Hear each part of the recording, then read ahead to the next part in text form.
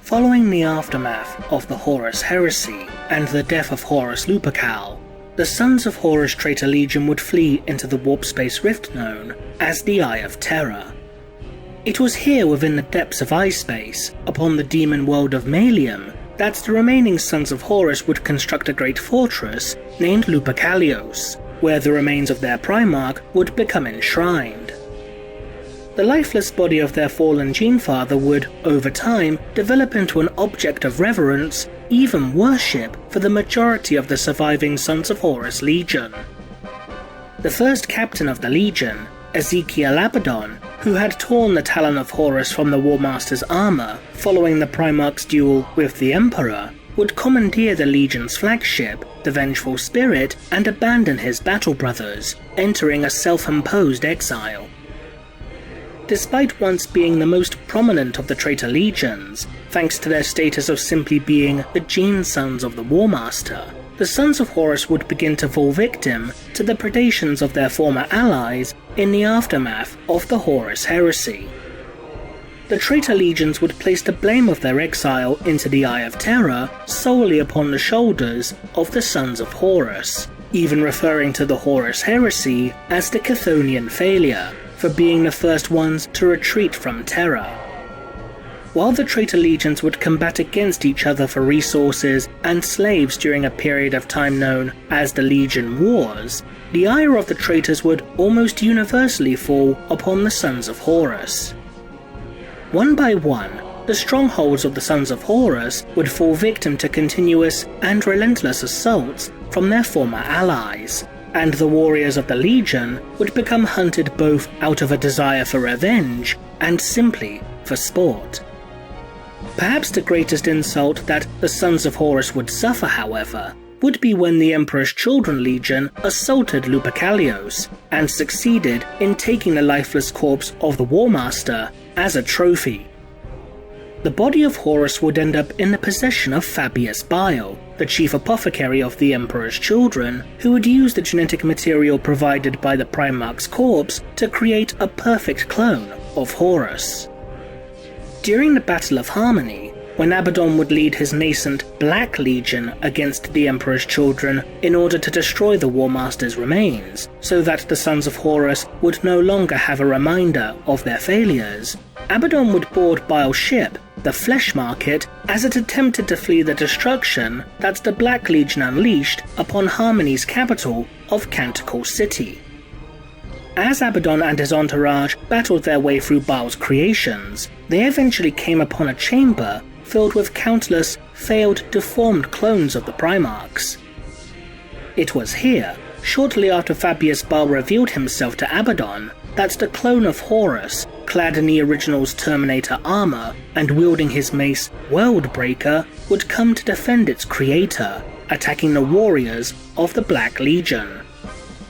Despite being riddled with hundreds of bolt rounds, scorched by warp lightning, stabbed and slashed with envenomed blades, and even repeatedly bitten by a demonic entity, the clone of Horus unleashed a storm of nigh unstoppable destruction upon the Black Legion.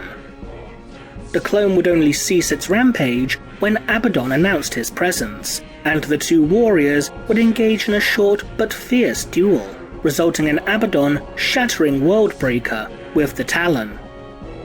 The memories of Horus would awaken within the clone, and it would recognize Abaddon as his gene son.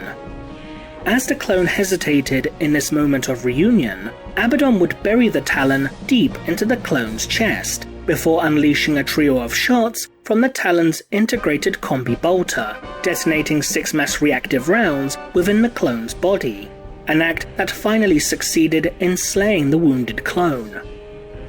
Abaddon's last words to the clone were simply, "I am not your son." With this act, Abaddon would cement his reputation throughout the traitor legions, and begin taking his first steps in becoming the new Warmaster. But what if the duel between Abaddon and the clone of Horus had a different conclusion? What if the clone of Horus had actually slain Abaddon? Assuming that the Horus clone had also succeeded in slaying or otherwise subduing Abaddon's entourage, the balance of power would certainly shift within the traitor legions. However, it wouldn't necessarily be the remnants of the Sons of Horus who would see a rise to power in this particular regard. Instead, Fabius Bile could potentially have become one of the most politically powerful and influential of all the traitor Legion Astartes, for the Apothecary would have none other than a Primarch to act as his personal enforcer.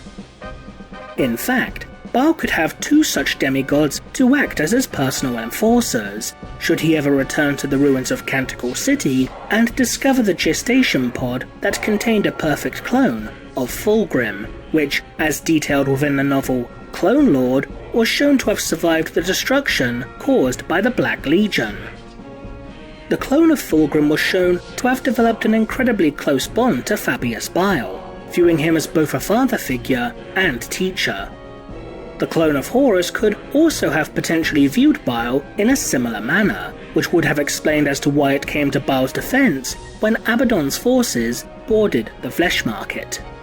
Though admittedly, there is always a possibility that the bond the clone of Fulgrim felt towards Bile could be due more to the two having what is essentially a familial connection, due to Bile having gene seed derived from Fulgrim's genetic template. As a side note, if Abaddon had still managed to succeed in destroying Worldbreaker during their short duel, then the clone of Horus would presumably be provided a new weapon, in addition to making use of the Talon, which would be retrieved from Abaddon's lifeless body. However, given Fabius Bile's view on the Astartes themselves, viewing them as being little more than an evolutionary dead end for humanity, Bile would most likely not use such leverage to appoint himself as the new Warmaster. Instead, if Bile was content to continue with his experiments in order to create his new man, then the two Primarch clones would either be used as little more than guard dogs for his facilities whenever Bile was present, or even as nothing more than a cache of fresh resources and genetic material, with which the Clone Lord would continue to utilize in his research. That being said, however, there is admittedly a possibility, albeit an incredibly small one, that the Eldari Shadowseer known as Salandri Veilwalker would attempt to force Bile to take up the mantle of command. Within the novel Primogenitor, Veilwalker would continuously attempt to convince Bile, either through force or manipulation, to rebuild and take command of the Emperor's Children Legion, with Veilwalker frequently referring to Bile as the King of Feathers. The reasoning behind this is that burdening the Apothecary with the responsibilities that a position of command entails, combined with the Apothecary needing to use every resource at his disposal in order to rebuild the Legion, would prevent him from being a future threat to the Eldari race. However, what potential action Bile could take against the Eldari is not elaborated on by the Harlequin. Another possibility, should the clone of Horus have slain Abaddon during their encounter, and Fabius Bile fled during the ensuing confusion, could be that this iteration of the Warmaster might have assumed command of Abaddon's nascent Black Legion. If the clone slew Abaddon, then either the rest of Abaddon's forces would have continued to battle on against the clone, or they would have laid down their arms and submitted to the authority of this reborn Primarch, swearing fealty to no other but he. Should this happen, then this could lead to one of two potential outcomes. The first is that Horus's Black Legion would rapidly swell in size, either by warbands willingly flocking to the clone's banner, or through the act of subjugating and absorbing lesser warbands into the Black Legion.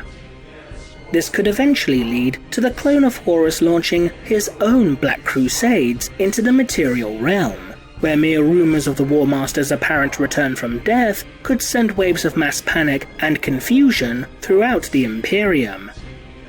Admittedly, this possibility revolves around the idea that the traitor legions, or at least a sizable number of warbands, would be willing to follow the Warmaster once again.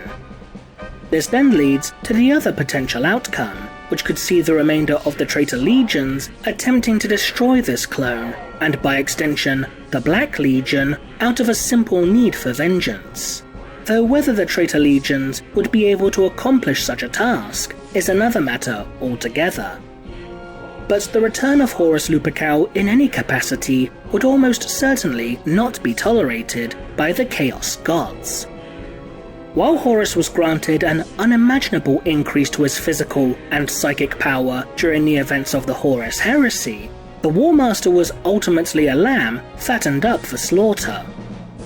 The very notion of Horus returning to lead the traitor legions once more unsettled many of the beings that dwell within the depths of warp space, both god and demon alike.